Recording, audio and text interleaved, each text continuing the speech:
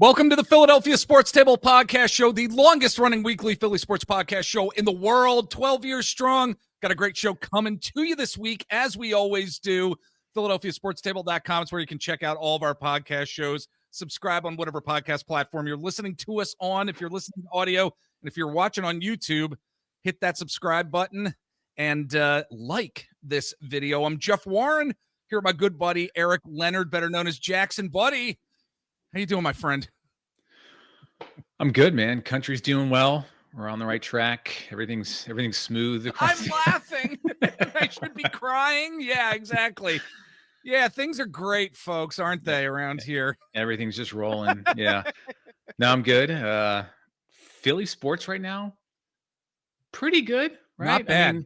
Not bad at right all. In this moment, Eagles are 2-0. Phillies clinched the East. We're heading into the next season, which is going to be a little hairy, which we're going to talk about a little bit, but not bad right now as a Philadelphia sports fan. As a country, I'm going to just move on, but right now, yeah, we're good. I had 4 hours of Northampton County Council committee meetings tonight. I don't think I could take talking politics at all after this. I don't think I could do it. So you don't like my idea of just doing a one-off weekly like political show here? Ooh. I would get your ass canceled so fast. Dude, how bad would... Oh, my God. I'm not winning anything ever again. Oh, my gosh. That would be fun, though. I mean, I've often thought, like, you know, I do another, just for folks out there, if you don't know, I actually do another podcast with a local friend of mine. We talk about community-based issues, like actual issues that matter to people in the community, whether it's housing, talking about where I live. There's a lot of warehouses and it's an issue. So we've talked about that. We talk about mental health funding, talking about various nonprofits in our community that do good things. Anyway, I've always wondered like doing a political podcast, like how that would go over. Like I get more hate than I do now, probably. I wouldn't be able to be on because you know my views. They're extreme. Yeah. But yeah, it'd probably be you and Len and one of your like more tempered friends. Yeah. But no, it's a good I listened to the mental health one. It's really good. Oh, like, thanks. If people out there want to give it a listen, it's good. Yeah. It's called just for folks that I can't believe I'm doing this. I had no idea we'd be talking about this. Anyway, the media platform is called Lehigh Valley with Love. My good buddy George, that's his company.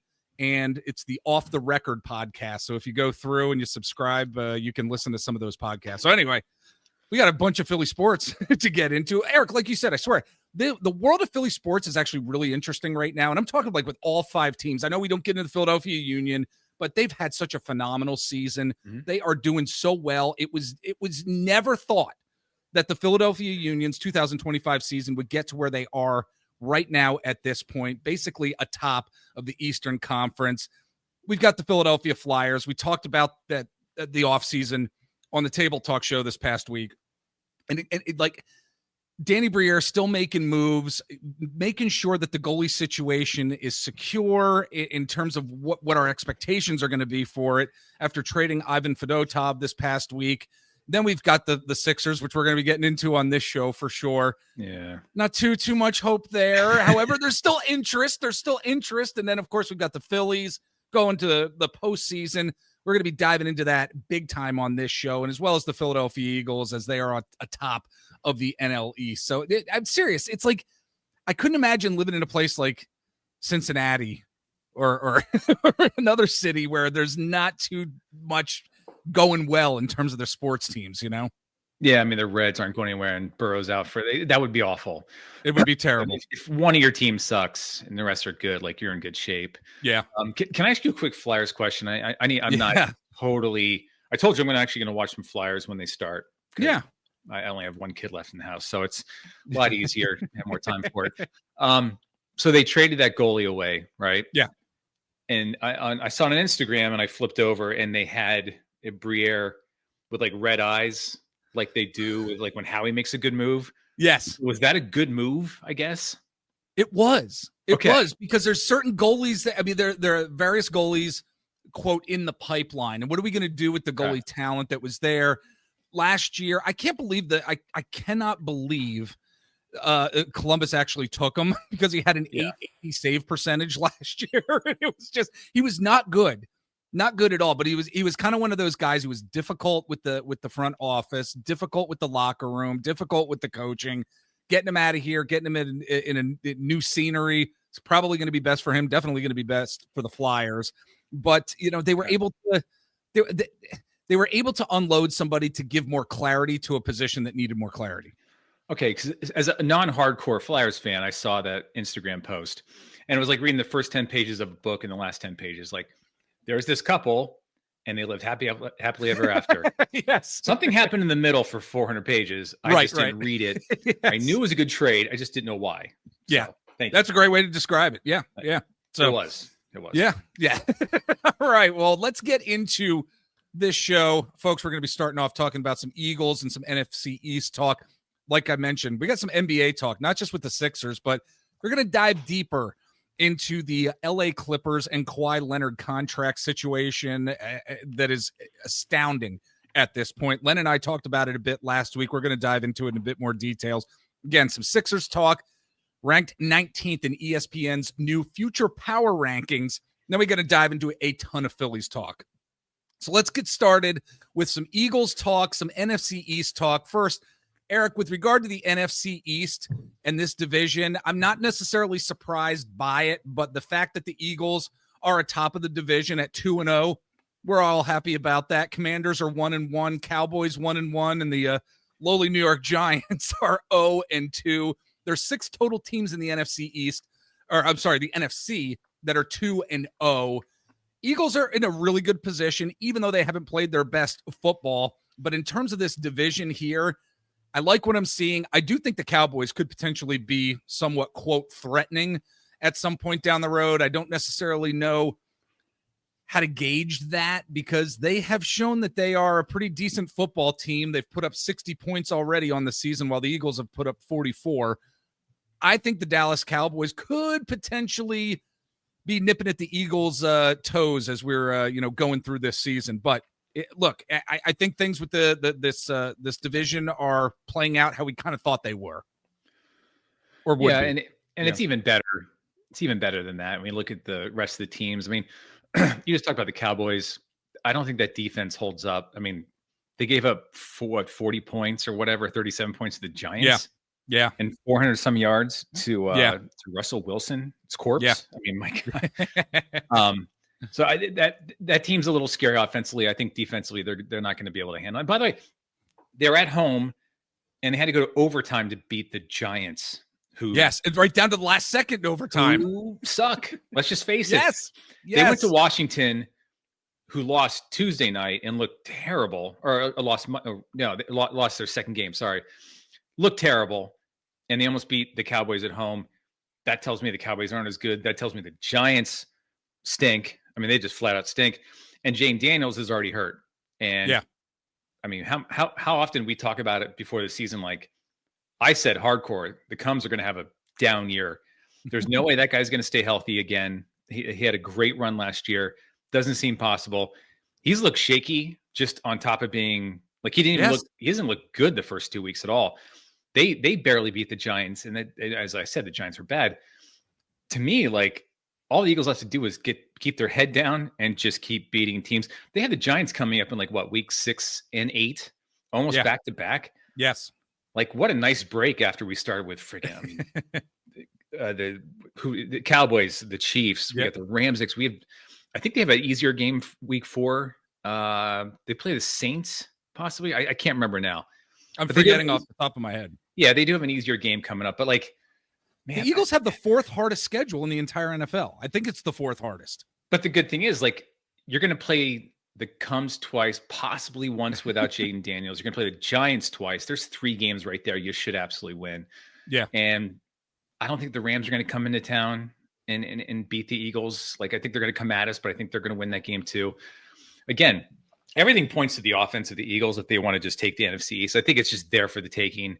Yeah. Pretty easily in this division. Considering all the remarks I just made. Yeah, like let's get into the offense. Yeah, let's get into the passing game in particular here because look, The bottom line for me coming out of this game against the Kansas City Chiefs, where yes, Jalen Hurts only had 101 yards of passing. The Eagles passing game is obviously not hitting on all cylinders at this moment. It's an extremely small sample size with a unit. And I think it's really important to note and for us to keep in mind, this unit did not work in preseason action under a new coordinator and a new play caller in Kevin Patullo. So I think the quarterback play with Jalen Hurts, to be honest with you, has been pretty sharp. And I say that not because of the yards that he's giving up, but the fact that, yes, he's only passed for 253 total yards, hasn't thrown a touchdown, which is bizarre as well, but he has also not turned over the ball. And at the end of the day, that really does matter. So that's why I think, getting him the opportunities, giving him the opportunities, Jalen Hurts, to get the ball downfield. Kevin Patullo was talking about this week during this press conference that they really haven't had those explosive play opportunities, in terms of the air yards. 16 plus yards is what the Eagles define as explosive plays. Haven't really had those opportunities for whatever reason. They've only had 2. 51-yarder to Jahan Dotson in the opener, and then 28-yarder to Devontae Smith against the Chiefs. So I don't know if we should be panicking about the passing game. I don't think so, from everything that I've read, everything that I've seen, and we just know what the talent is on this team. I think things are going to end up coming together a lot more here against the Rams in week 3. So I don't know. What are you thinking here, buddy? Well, okay, so if you look at the season so far, let's just go game by game here. So they played the Cowboys week 1. Let's preface everything with every team, it's their Super Bowl this year. They're coming after the champs, right? So they're going to bring their A game every single game, especially this upcoming week with the Rams. So think about it. The Cowboys defense stepped up in week 1. They looked pretty damn good, Yeah. The Chiefs defense was good. You were in KC with a raucous crowd, second game of the year. And you got the Rams next week who come in like looking to kill us. Then you go to the Bucks, you got the Broncos at home, and then a Giants game. But then you're going to Minnesota.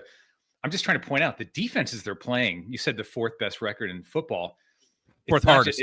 But it's just, it's the hardest. Yeah, but it's like they're also playing really difficult defenses so far. They are. And this is Poo-Poo Hole's first year as a coordinator. So like, you almost have like I said on the post-game show, like I'm good right now as long as like by week 4 or 5, we start to see it getting aired out a little bit. Yeah. And AJ Brown not running 5-yard slants 7 times a half. Right. Going deep to Devontae every now and again, or even Brown, just one long one to open up the middle of the field for Dallas Goedert. Yeah, Dallas Goedert. Man, there's so much talent on the ice. It's going to break open, I think. Right now, it's tough to watch, but like, I think the offense is playing not to lose right now. Yeah. The defense is so That's a good strong. way to put it. Yeah. And sturdy. It's almost like, okay, so back in the day when Andy Reid and Jim Johnson was the defense coordinator, the offense was electric and the defense was bend but don't break, right? Keep it in between the 20s. Right now, it's like flip. The defense is attacking, making plays. The offense is like bend, don't break, playing not to lose. I think next week, say you get a lead, you're up 7-0. That you got to try some chances. Like go deep a couple times just to open it up and see what happens, because you're setting yourself up for the rest of the season. And I think this next game at home with a Rams team who thinks they're going to come in and beat you, the crowd is going to be, believe me, Eagles crowds are smart. They know the Rams think they should have won. The crowd is going to be extra nuts this Sunday. And they're going to be extra drunk. They're going to get there really early. It's a 1:00 afternoon. It's supposed to be nice weather. That just spells trouble. Yep. I've been to those games. I've been that person. So yes. I just think like this next, like I said, they're playing like prevent offense. Like They're bringing it out with 1 minute left and pass it around the 3-point line. You take some chances this week and try to set momentum going forward for the rest of the season offensively. That's great advice. You should be a coach. Be a coach. Yes. The only downside is like you just sleep in your office like a lunatic. Like every time I watch NFL film. Yeah. Yeah. Could I coach in my boxers? Yes. I'm in. then it's fine. I'm in them right now.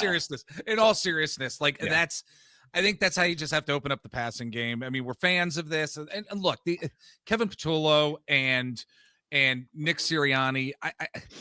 Whether it's these guys not having had the work in the preseason, getting the rust off, the fact that they're 2-0, they can go on the road to that crowd down in Kansas City that you were just talking about, Eric, and come away with a win. At the end of the day, that's what we want, are the wins.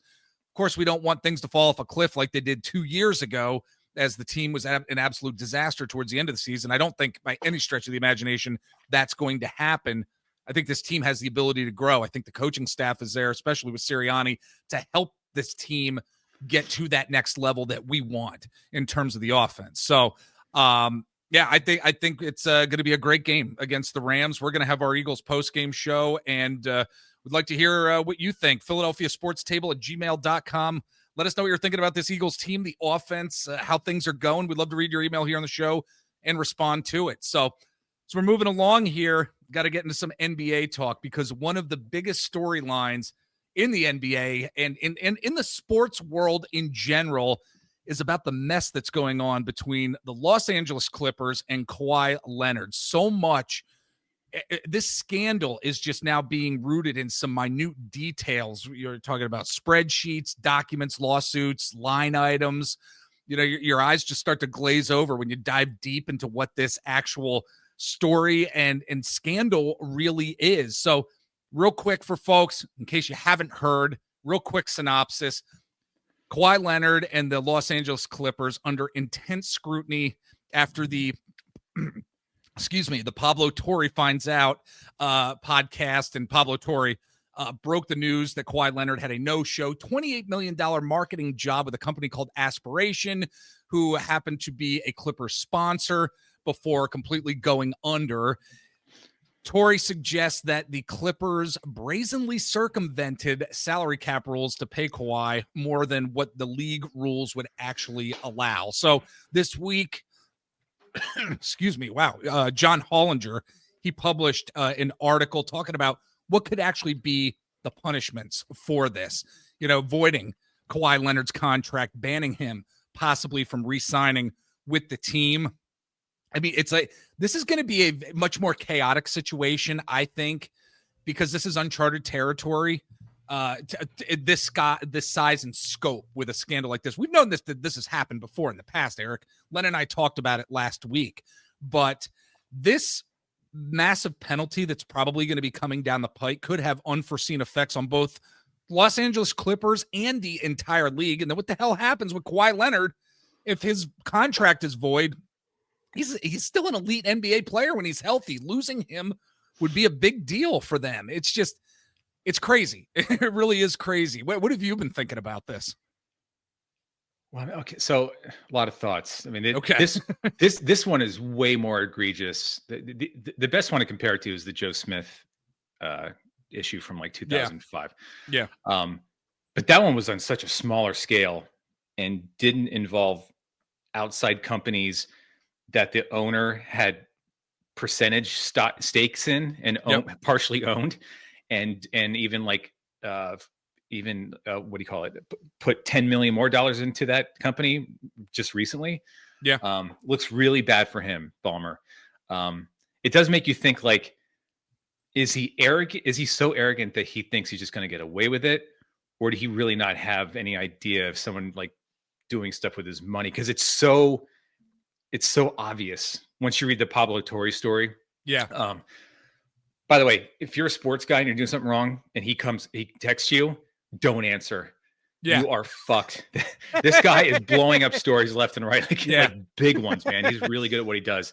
There's really no one else out there doing it. Yeah, really quick. Mark Cuban was like defending the Clippers owner with this. I was actually kind of surprised with it, because Mark Cuban is usually, not all the time, but usually pretty level-headed, maybe, when it comes to various NBA issues. I don't know. Maybe I don't know what you even thought. We've never had a conversation about Mark Cuban. Look, the guy's a billionaire. He's probably not the most straight up honest person in the world, but still, I mean, he comes across as somebody who is Maybe, Un- well, and maybe not.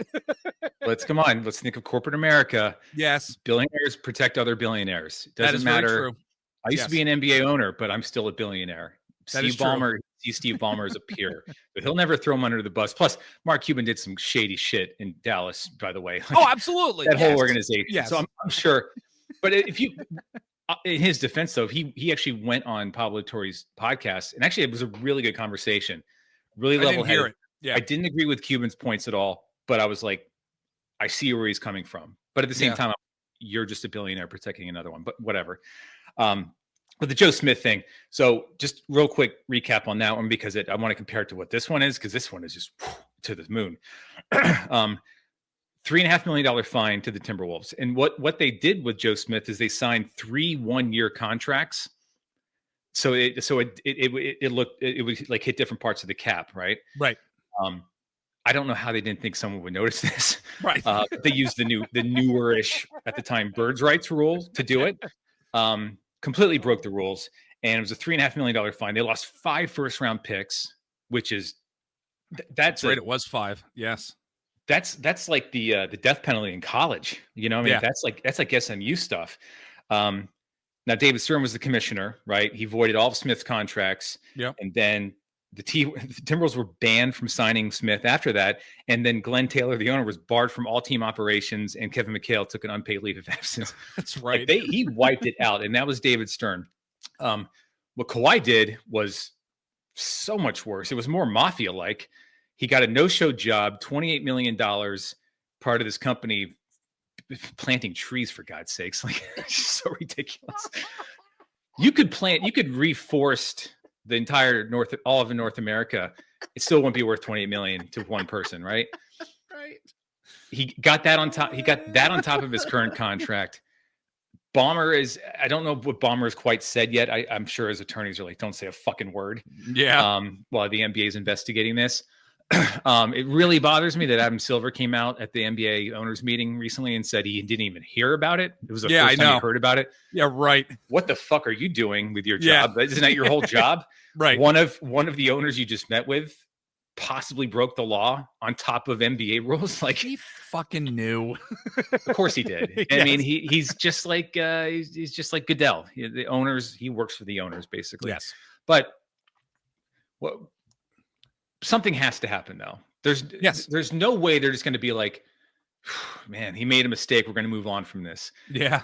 The rest of the NBA teams are going to be like, well, first of all, every NBA team is going to be like, well, I'll just do this now. Right. Like, why not? Like, why would Josh not do that with one of his multi-billion million-dollar corporations? Be like, right, I'm going to give our third round pick $100 million next year. Yeah. And he's an assistant manager at this company, like, right? Exactly. Edgecombe. And it's like, you have to nip this in the bud, because these guys can't help themselves. They're the same owners that sign guys like Joel Embiid to extensions that are completely outrageous and wrong. They can't help themselves. So he has to do something.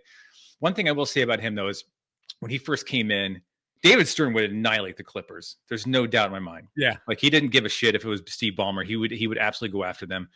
Adam Silver did come in, and the first thing he had to deal with was Donald Sterling, if you remember, who was a racist piece of shit. Like, just one of the worst human beings. He treated his players like garbage. He called them like slaves and stuff. It was just disgusting. Yeah. And Adam Silver dealt with that really well. He brought the hammer down. I think he knew he had to do it because he was new to the league as the commissioner.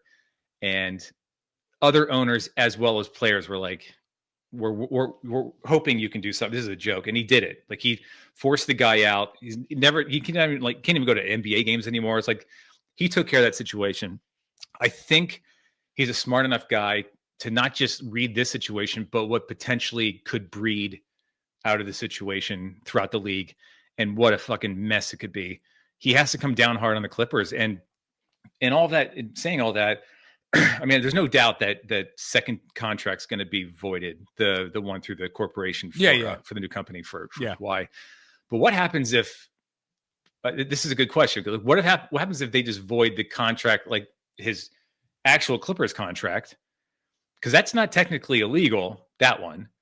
Unlike Joe Smith's contracts, because we're actually signed, on the cap, but 3 different ways. It was just that was definitely illegal. What if they keep that, or what if they just void all of it? Kawhi's a free agent. That's what I think. Are the Clippers maybe happy? Because yes.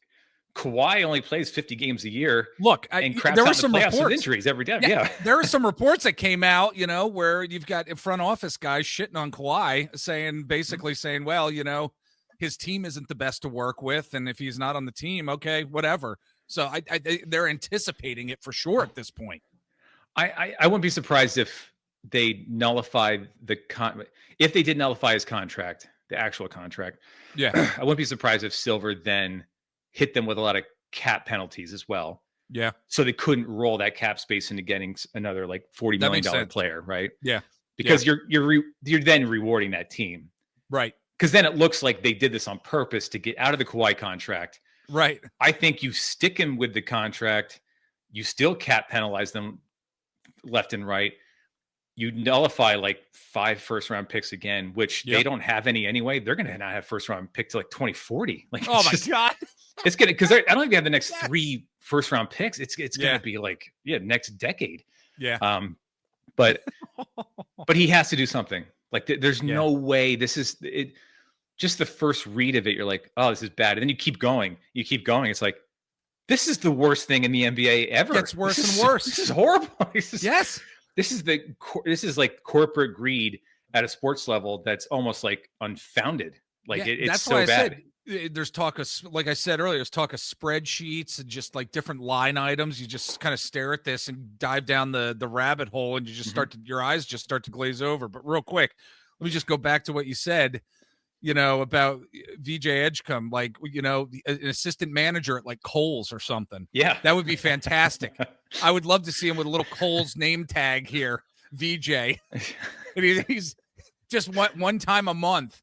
He's stocking Hanes underpants on shelves or something. Or even like Josh Harris put them in one of his like equity fund firms. Right. And he's an assistant equity guy. Yes. And he has a little tiny desk in a little office somewhere. He comes the first day and has VJ on his thing. Yes. Wearing a suit, and then never comes again. You never see him again.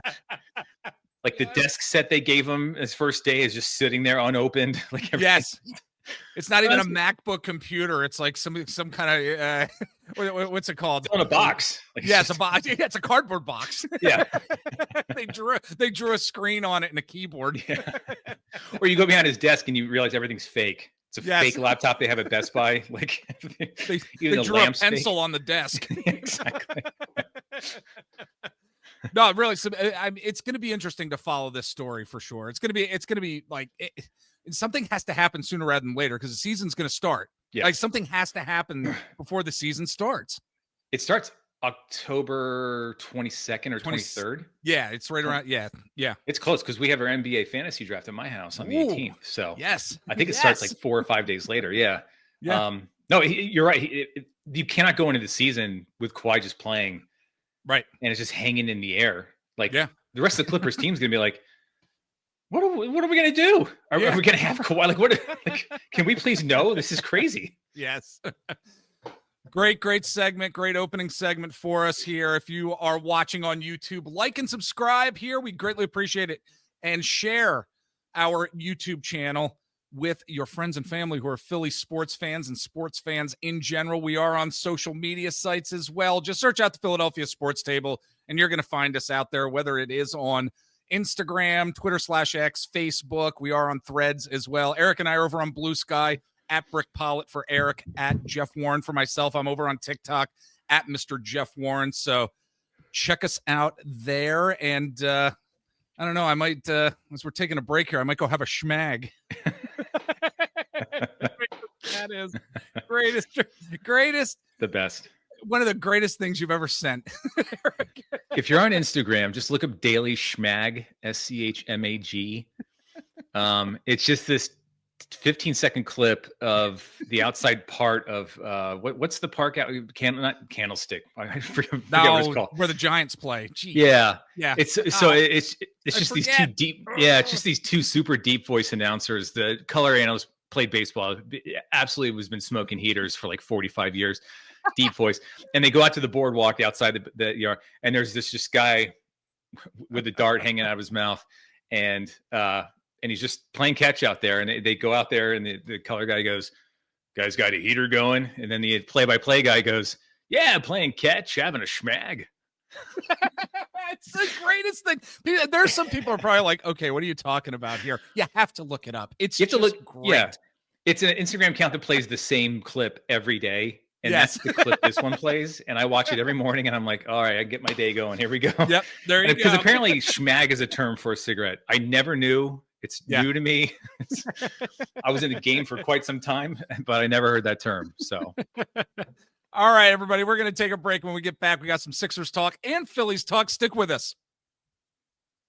All right, we are back. Let's dive into the Philadelphia 76ers in terms of some power rankings. Eric, ESPN just came out with this past week their NBA future power rankings, and the 76ers have plummeted to being now ranked 19th coming into the season.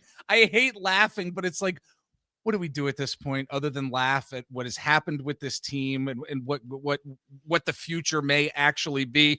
Look, I mean, it's not all doom and gloom. This team certainly isn't the Washington Wizards by any stretch, but well, who knows? Maybe they could be this year. Maybe they could be. But man, they had a fourth place ranking last year, which looks hilariously wrong and at retrospect here, but it's, I don't know. It's like I'm looking forward to the season, but kind of just like not looking forward to it as well. Are you feeling the same way? I mean, it can't be as bad as last year. I know they were pre-ranked 4th overall, but even I was like, yeah, that doesn't feel right. Embiid isn't healthy. Paul George pretty quickly, it was like, oh, he's not when Paul he George. hyperextended his knee into preseason. It was like, here we go. Yeah. Now.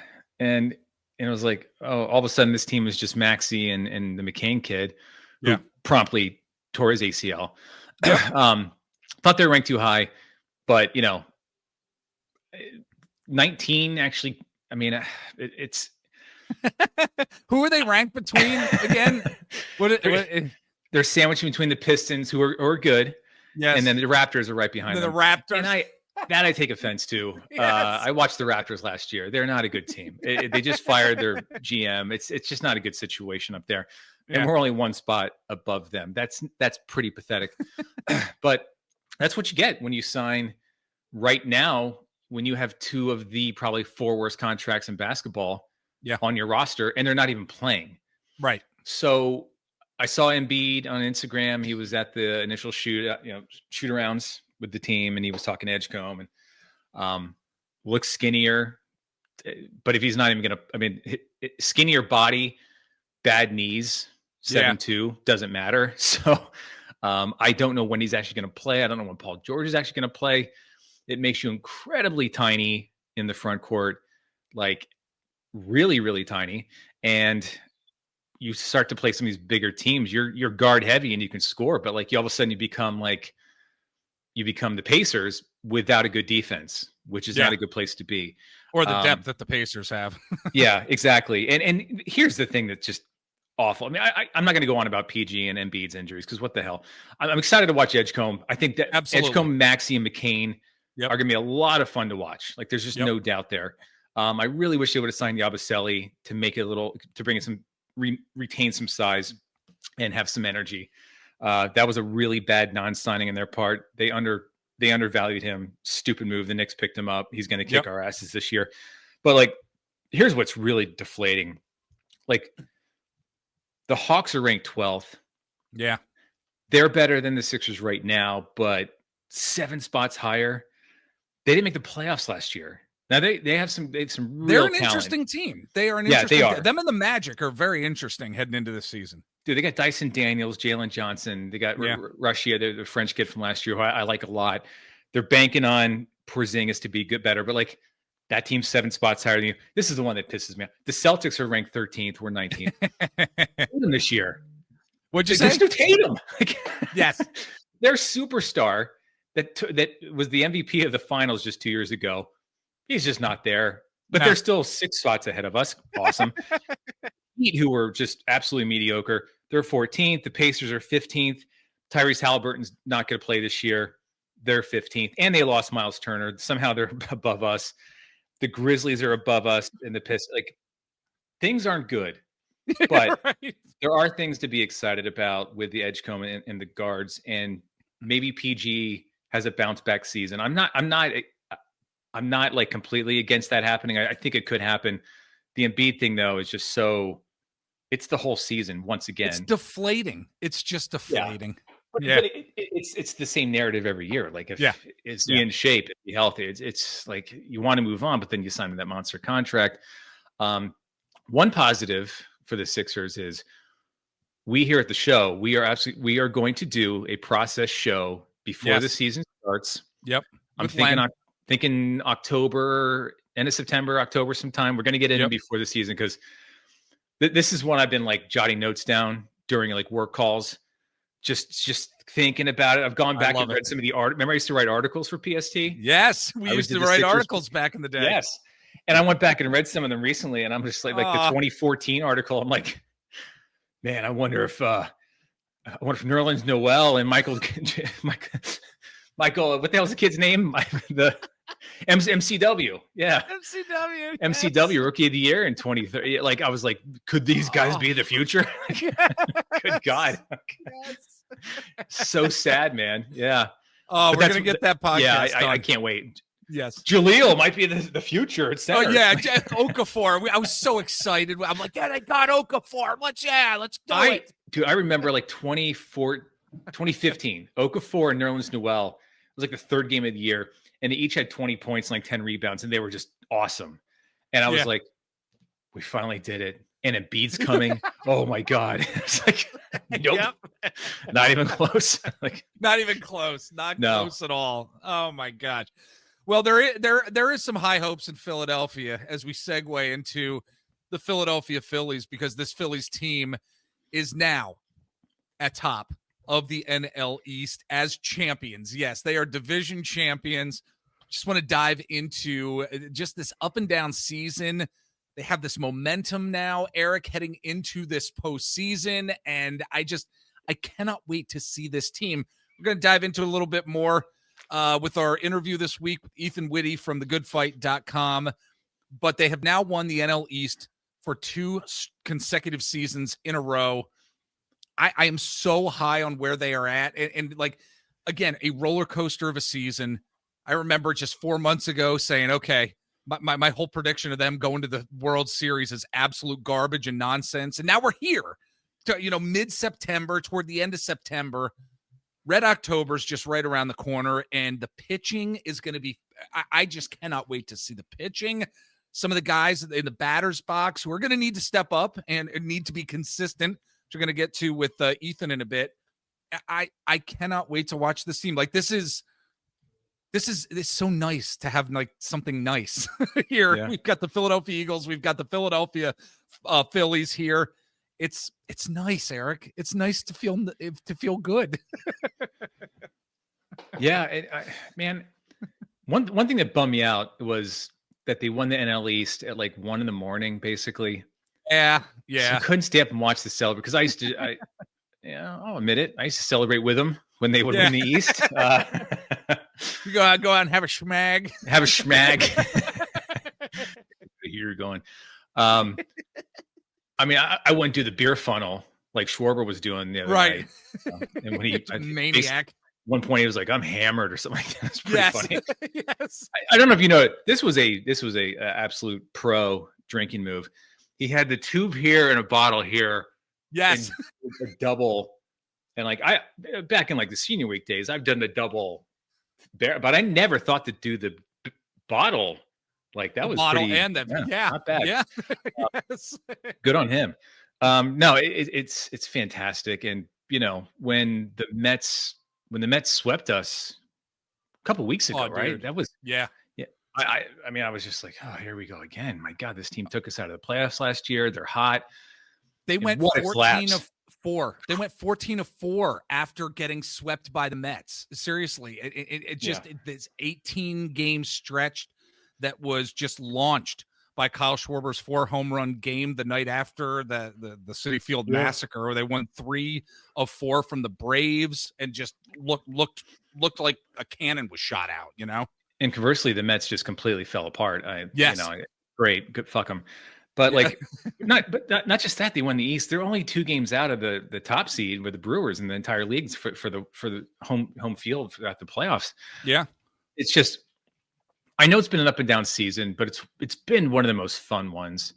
I gotta say, like the run they had in 22 when they went to the World Series, a ton of fun. Rhys Hoskins was a ton of fun, you know, just throwing the bat and just being a maniac all of a sudden. Yeah. Like I tested his blood that year because he had a bunch of home runs and he was like screaming and yelling quite a lot. Yes.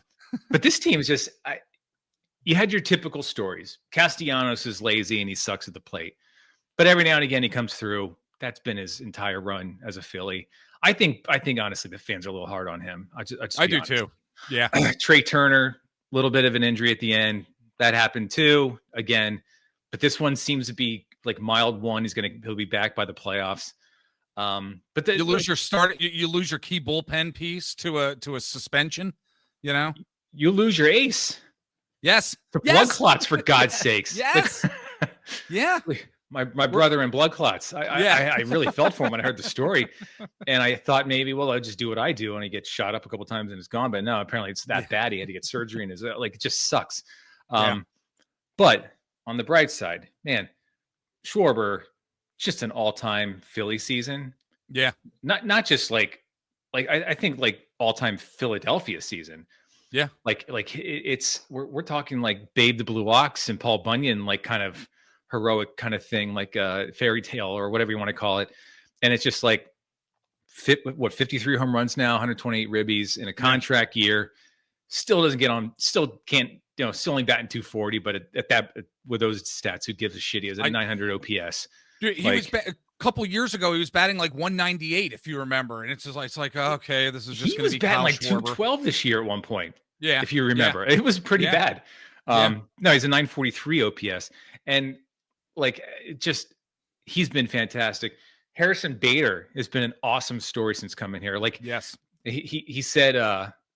I saw a clip of him in the clubhouse when they won, and he was just like, what a blessing.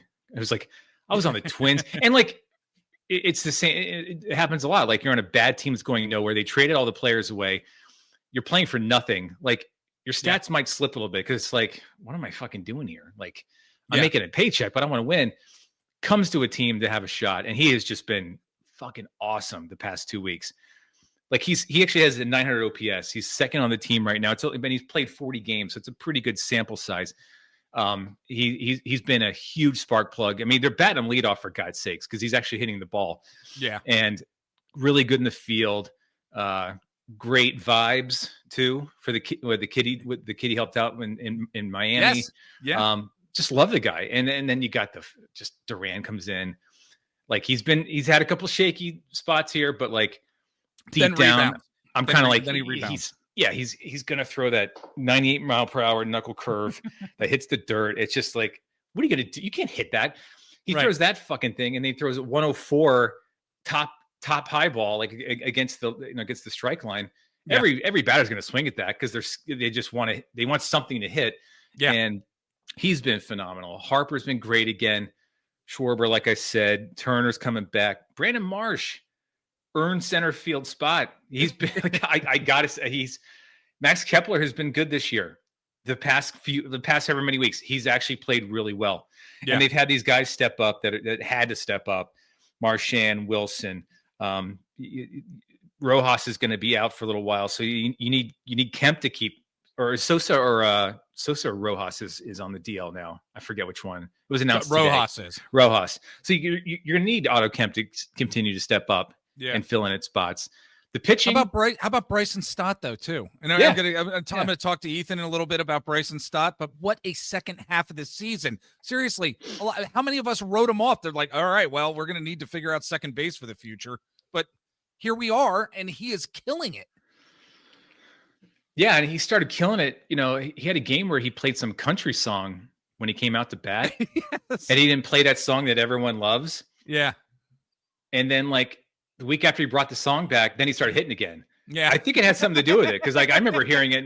Even my son was like, "That's not his. Everyone knows this song. Why is he playing this country shit?" I'm like, "I don't know. It was really Superstition dumb stuff. Yeah. Yes. It was really stupid." Yeah. But going to the pitching, like, the bullpen's really good right now. But the starting some of the pitch, guys have defined roles now. yeah. Because There's definitely defined roles at this point. But the starting pitching going into the playoffs, that's the one place, like, offensively, where you want to be. Last year, they got super hot first half of the season, had, like, 6 All-Stars. Yeah. And then it kind of just, as the season went on, they're hot at the right time. There's only 12 games left or whatever. But the starting pitching going forward, you have one. I think I would call Sanchez an ace at this point. You have one ace. You got a 1B ace in Suarez. He's been really good. Luzardo pitching super well, has the most wins on the team, by the way, which is crazy. He's definitely like your 3. Nola's probably your 3-4. You don't. That's the one. You got 3 lefties and a righty, and the righty's shaky. Yeah. Walker Buehler's on this team. I don't know when that happened. I told you before the show. Missed that one completely. But that's out of all the optimism, that's the one piece of the season where I'm like, or the playoffs, I'm like, oh man, you want to tighten into a 4-man rotation, but do you even have 4 with a really shaky Aaron Nola? So I'm still confident going into this postseason with this pitching. Yeah. I am. I'm confident. I really am. I think it's going to be fantastic to watch. So, look, buddy, before I let you go, real quick, want to get into Kyle Schwarber's possible upcoming contract with the Phillies, because news leaked from Ken Rosenthal this week that the Phillies are looking to offer Kyle Schwarber 4 years, $30 million per year for him to remain on the team. Hell, I'll take that. I'll take that. John Middleton will probably take that too. But, like, I don't know. I don't know if he's going to want to test the market. He loves Philadelphia. Philly is his place. Like, I don't know, man. Philly's different than so many cities where guys will, at times, based on the stories over the years, will take a, quote, pay cut to stay in Philadelphia. I wonder if that's going to be a situation like this.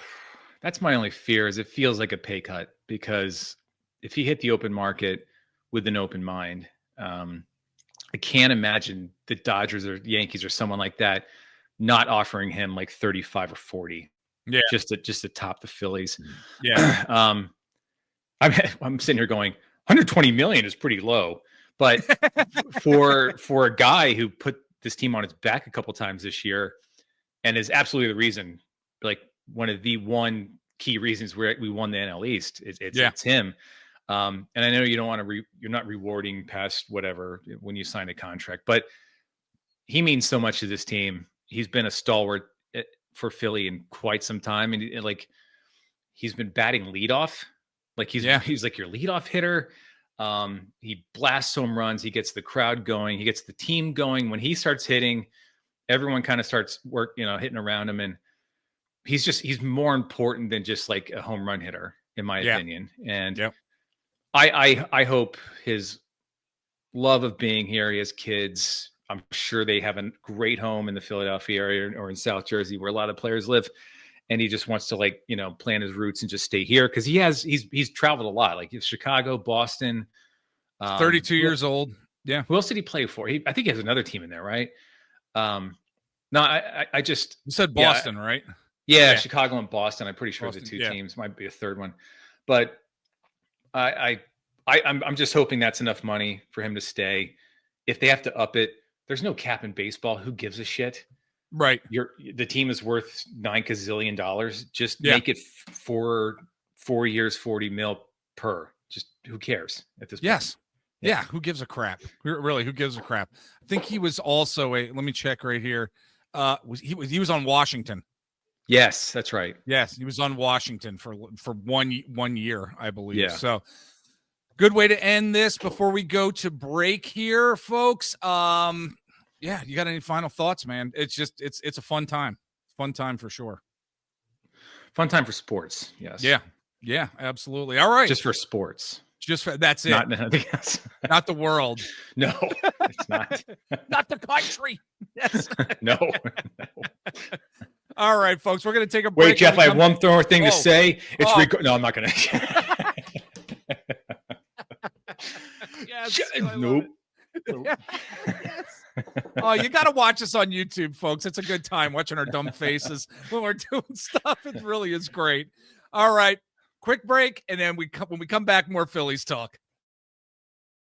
And joining us this week to dive into this Philadelphia Phillies team as we look towards the postseason, a lot of postseason storylines that we're going to be following here at the Philadelphia Sports Table Podcast Show. We have from thegoodfight.com.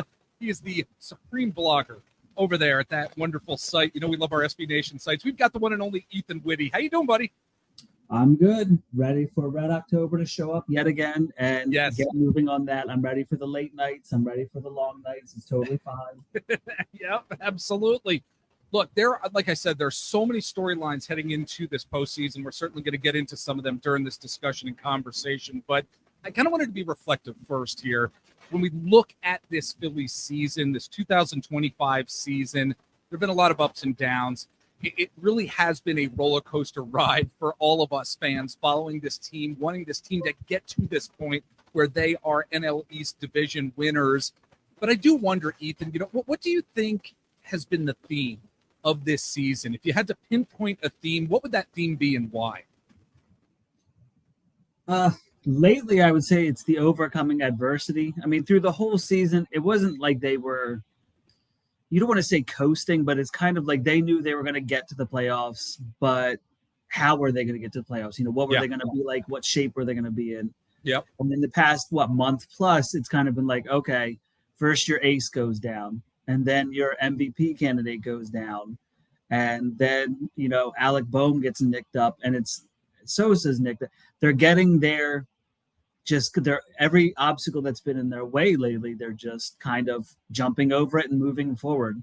I think I saw today they're like 20-9 or something, 21-9 or something since Wheeler went down, which is just incredible.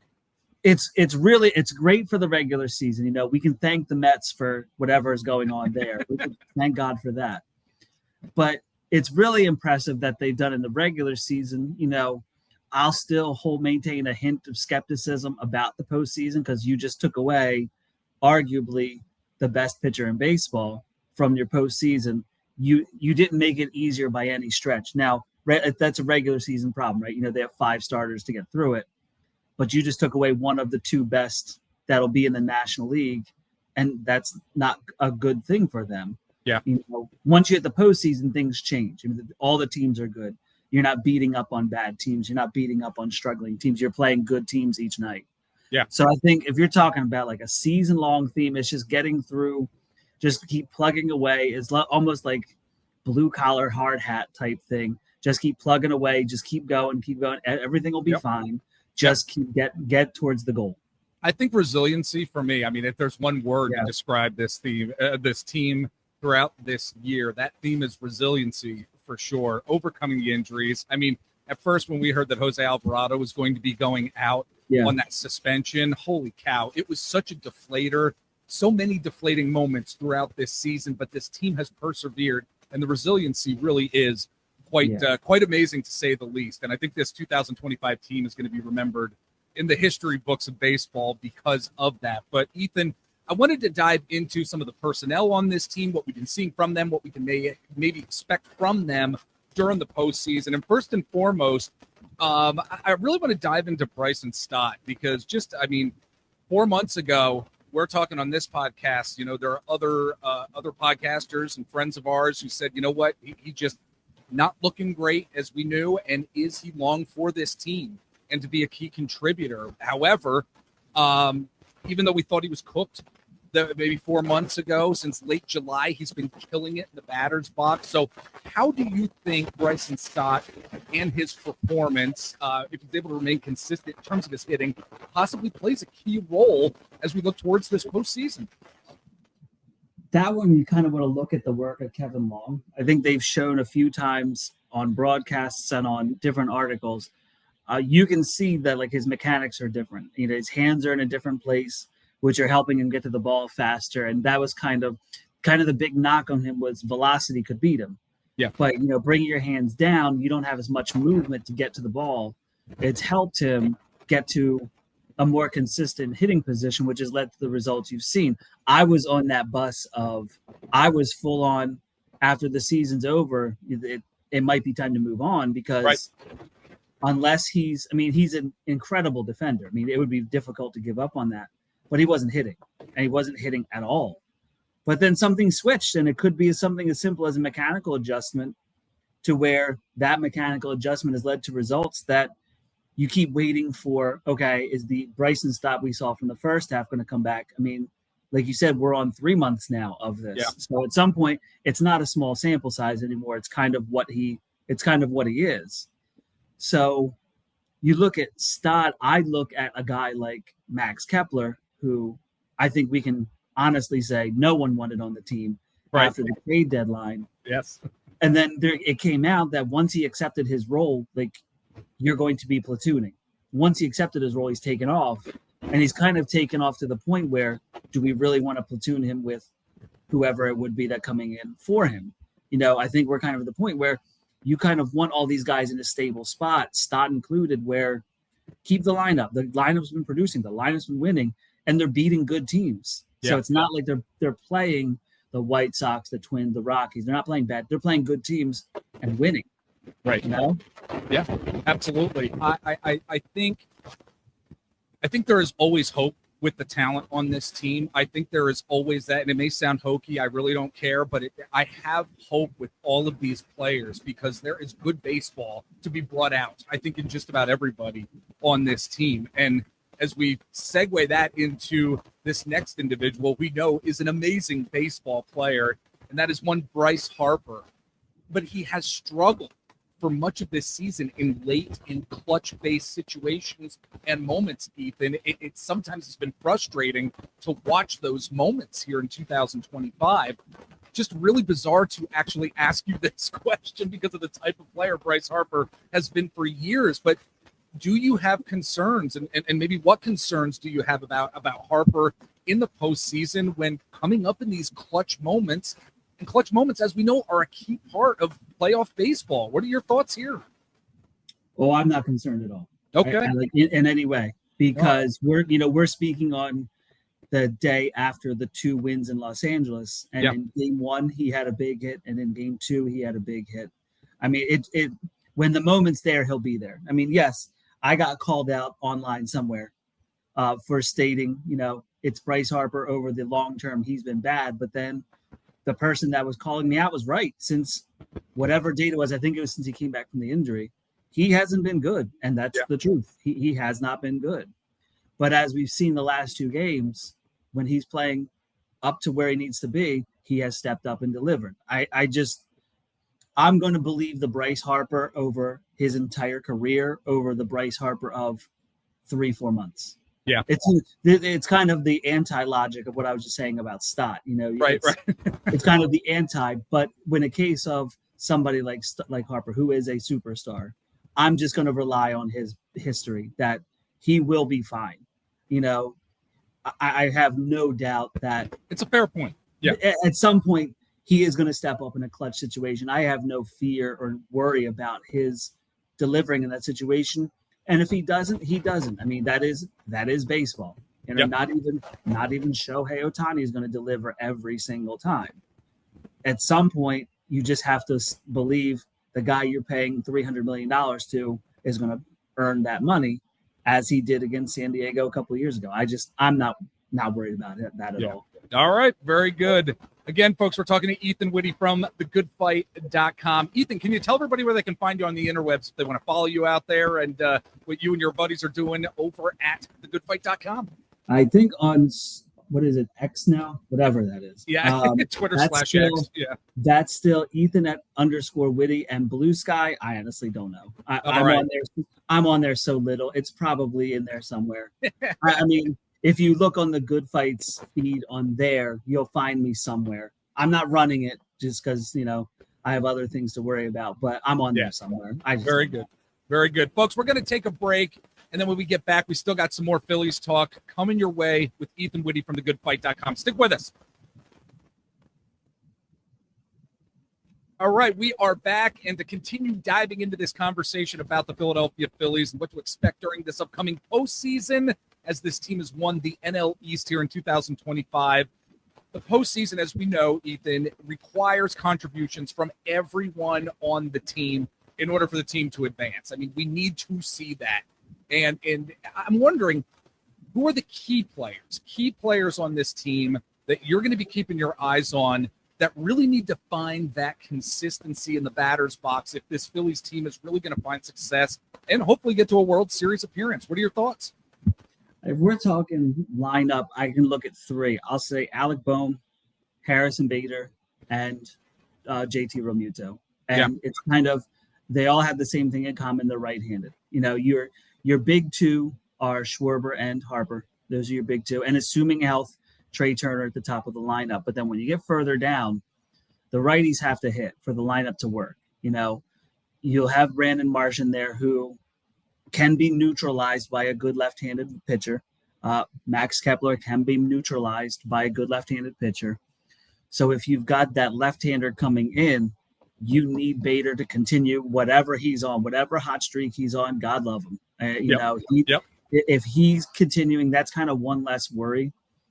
JT Realmuto, again, same thing as it's always been. He'll go hot and cold and hot and cold and hot and cold during the season. What they need from him is just somewhere in the middle. You know, you don't want stone cold. Hot would be great, but you know, this is the playoffs. You're facing great pitching. And Alec Bohm, they need any kind of power, be some kind of a power threat. It's just gone, and I wonder if it's the shoulder injury of late. That's what I've wondered. Yeah, it's not there. There's just zero power. He's a singles hitter, and you know, getting that further down the road, if we're talking just now, if he's going to be a singles hitter, then he needs to be a singles hitter. I mean, in the playoffs, beggars and choosers. You know what I mean? Yep. But if he can give some semblance of power, it would add so much to the lineup. Just lengthening the lineup, keeping it deep, keeping the threat moving, keeping the line moving. As long as they're able to do that, you're talking 5, 6, 7, 8 batters deep. Yeah, that they're able to run out. And we've seen lately, you don't want to say there's not a hole, but the whole lineup has been hitting so well. It's been kind of tough to find outs in a Phillies lineup of late. You know, when you get to the postseason, you'll face better pitching. You'll face those relievers that where every single one of them is throwing 98, 99. Right. If they can get that velocity and get contact and get some kind of power, that's just going to make the lineup so much deeper. It's those three that I'm looking at in particular. Yeah, I think it's logical, of course, to look at those three and say they need to step up in a big way. But I'm also wanting to look at what the pitching is going to look like during the postseason as well. Start off with the bullpen here, because the bullpen is going to need to be incredibly stable in the clutch moments during this postseason. I mean, we're talking high-stakes battles against very quality opponents, like you're talking about. So it's a two-part question for you here, Ethan. Let's start with the first part of this. What is your biggest concern with the bullpen as we're looking at Red October here? The biggest concern that I would have would be probably how can they handle going back-to-back days. Okay. I don't want to look at one pitcher in particular just because bullpens are so volatile. But how can they handle going back-to-back days? They've hardly had to go back-to-back all season, which is obviously a strategy in place to get them ready for October. But once October hits, that strategy's out the window. Yeah. You want your best 4 or 5 relievers available every night within reason, obviously. How are they going to handle the back-to-back? With David Robertson, for example, one of our writers today, Smarty Jones, just wrote about, is there an issue coming with David Robertson with his being available back-to-back days? If not, that's a pretty big right-handed arm that's just not going to be there. Yeah. They need their pitchers to be able to be effective back-to-back days for however long they go. In the division series, they do have that extra day of rest built in, so you're really only asking game 1, 2 day off, game 3, 4 day off, game 5. So it does help a little bit, but at the same time, they have to be able to go on back-to-back days. Would be my main concern, as opposed to looking at one pitcher Okay. Yeah, I think that's fair. Yeah, absolutely. On the flip side of things, what's the one aspect of the bullpen that you are least concerned about? Oh, that's easy. I mean, we all know what that answer is. Yes. That's Johan Duran. I mean, I had to ask. holy cow. I mean, he answered right back from blowing the save on Monday night and just came right back and dominated on Tuesday night. And again, a back-to-back, a high-stress situation, and just came back, and it was like nothing to it. That guy is just incredible. I mean, we were talking about this in our own Slack. Have they had a better trade deadline as a team since Cliff Lee? Cliff Lee. I mean, has there been a better one? I don't think there is. Right. And even, Cliff Lee got them to the World Series. So obviously that's the benchmark. That's what you have to be to surpass that. But adding Bader and Duran especially, Duran's just put everybody in their place. Everybody has slid into a more suitable role for them in that bullpen. Specifically, some people were completely removed from roles, which is what had to happen. And since then, you can see, I think it's since October or August 1st, that whole bullpen's been almost untouchable. Yeah. And it's because of one player. I mean, when that ninth inning starts, you kind of know what you're getting. And when was the last time the Phillies have had that? Oh, gosh, it's been Wagner, so long. Applebaum, Lidge. I mean, Lidge in 08, but when's the last time? I mean, it's been a pleasure. It's been a pleasure to watch, and I'm excited to see what it looks like in October. Absolutely. And a theme we've been talking about on this podcast platform is that Dave Dombrowski really deserves some credit for what he did before the trade deadline with Harrison Bader and with Duran as well. I mean, he really does deserve some credit. So, buddy, before I let you go, just one last pitching topic in question, because I'm just so excited to see what the pitching is going to do during this postseason. I'm wondering, which starting pitcher do you think will be the most fun to watch during the postseason, and the guy that's going to have the opportunity to really leave his mark historically on this Phillies franchise, if there is one? What are your thoughts? Historically, I'm not positive about that one, but the guy I'll point at is Ranger, because you've got not just he's since Wheeler has gone down, he's just taken off. He's clearly said, I need to step my game up, and he's become the clear number 2. Yeah. But he's also now not just pitching for the Phillies to get to a World Series and win one. He's pitching to show 29 other teams, I'm a postseason rock that you can count on when it comes time for free agency. And, I'm not worried about 2026, but if that motivation is going to help him win in 2025, I'll take it. Yeah. He has to be that guy that goes 5-6 innings in every one of his starts and just dominates. If you have Sanchez at the beginning, we're kind of taking Sanchez for granted that he'll be fine. He'll be great. And he likely will be, because I don't know about you, but I consider him an ace now. Yep. But if we've got Ranger taking that other step forward, and in the past, they've kind of held him 3-4 innings at a time, maybe once, twice through a lineup. If he's able to get twice and, into a third time through a lineup while still dominating, I mean, now can any other team in the National League playoff picture match that? I don't know. Couple that with potentially Luzardo doing the same thing. I don't know if he'll have as long. I don't know if he'll have as long a leash as Suarez will in a game. But if you've got those three pitching as they have been of late, there's something special brewing. There's something there with those three lefties that's just been something to watch. It really has been. It's going to be amazing to watch this Phillies postseason. And again, folks, he is Ethan Witte from thegoodfight.com. Head on over there, check out all the fantastic content and writing they are doing over there. Ethan, always a pleasure to talk to you, my friend. You've been coming on the show for a while now. Love talking to you about this Phillies team. Come back and join us down the road. I'd love to have you back on, my friend. Anytime. We'll celebrate down Broad Street.